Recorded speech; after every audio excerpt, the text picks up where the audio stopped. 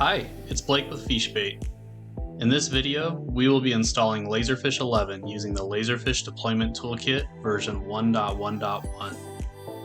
If you have been curious about how the deployment toolkit works but haven't had a chance to test it for yourself, you've come to the right place. We will walk through how to configure the deployment toolkit and run an installation of Laserfiche 11 using it. Let's get started. In a previous video, we walked through how to install the deployment toolkit. If you haven't seen that yet, do that first. The deployment toolkit has several help files with the extension of .md. The first one we will look at is the general process.md file. This help file describes what the deployment toolkit is and what it does. It covers the prerequisites, Laserfiche requirements, instructions, and examples for how to use it as well. You should review this and become familiar with it before continuing. You should specifically make sure that the machines you will be installing Laserfiche on meet the requirements listed. The sample files that are mentioned in the general process.md file can be found in the sample configs folder. Next, we will look at the install config doc.md file. This help file explains the contents of the configuration files used by the deployment toolkit. It shows the JSON that is used and gives details on the different options available for the configuration. I also recommend becoming familiar with this file before continuing.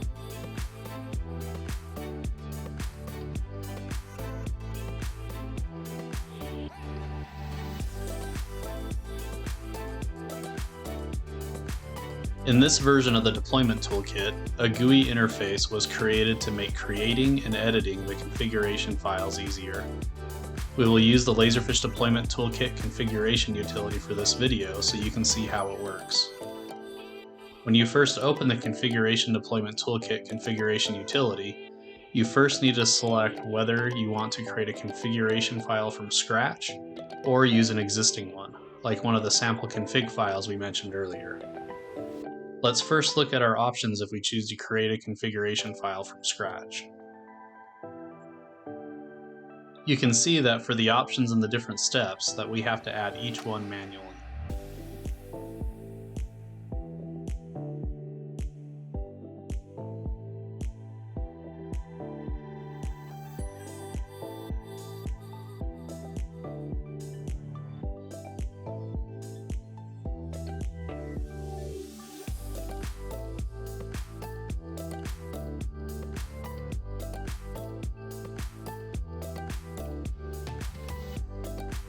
Next, we will review what it looks like when we choose the option to create a configuration file based on an existing configuration file. I will then click on Browse to choose the sample file that I want to use. I am installing everything on one machine, so I will choose the install config onemachine.json file.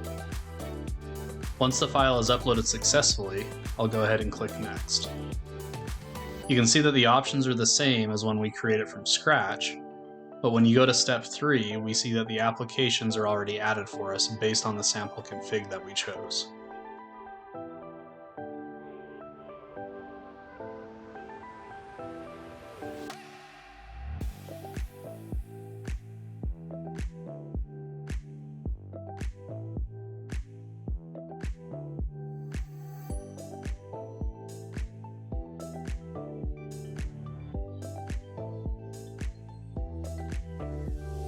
Now we'll go back to the beginning step again and choose a different config file.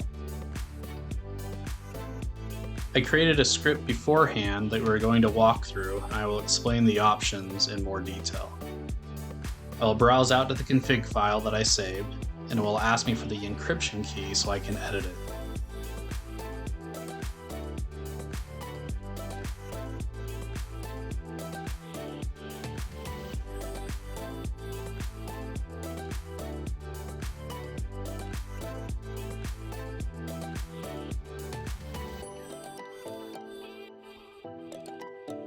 On step 1, my first option is to choose whether I want the deployment toolkit to perform a new installation or an upgrade.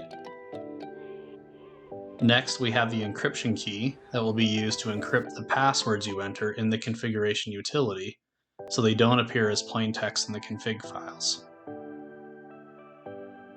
We then will choose the path for the install packages. The path chosen should be the path above the location of the EN folder of the installation package. In my case, I have mounted the ISO file, so it is my E drive. After that, we can configure some global settings. These settings will be used for all application installs. This is great because if you are using the same SQL or email server for all of your Laserfiche applications, you only have to enter the information once and it will apply to all of them. Here I will enter my SQL Server information. You need to make sure that you have SQL Server and Windows Authentication mode enabled on your SQL Server for this to work, since the Deployment Toolkit cannot use Windows Authentication to SQL Server.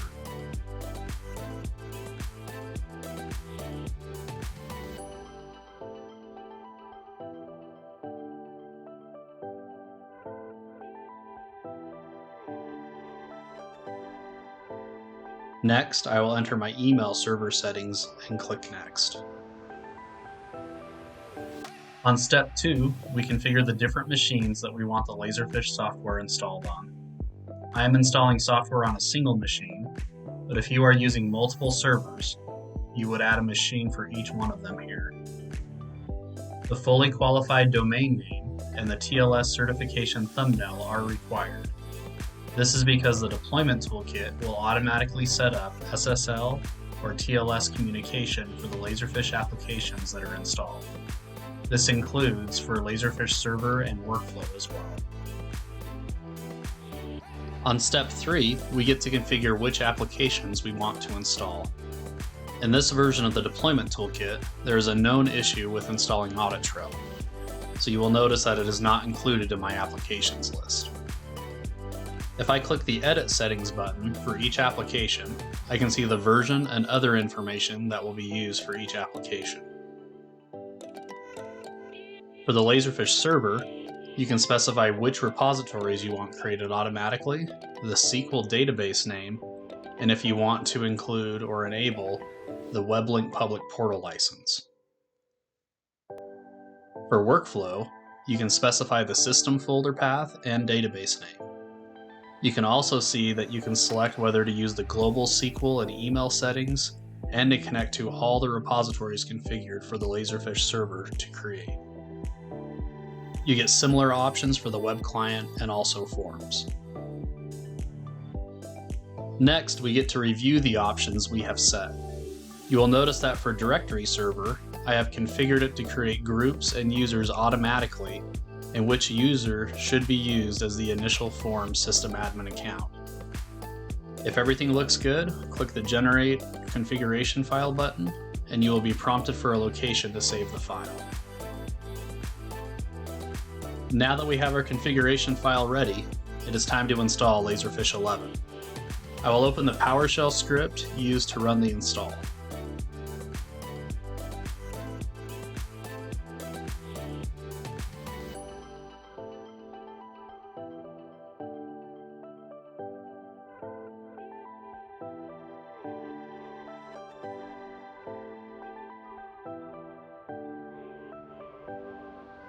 Once it opens in PowerShell ISE, I will enter the command to start the installation process. Once it starts, we will first be prompted to enter the encryption key we created earlier. If there are any errors, you will see them in the PowerShell window. You will then need to make any necessary corrections and restart the process. It is important to make sure that all machines that will be used to install software meet the requirements mentioned in the help files, so be sure to review them. The installation process can take some time, so I've added bookmarks if you want to skip to a specific part in this video. I hope you've enjoyed this video. If you have, be sure to like it and subscribe to the channel. And until next time, keep phishing.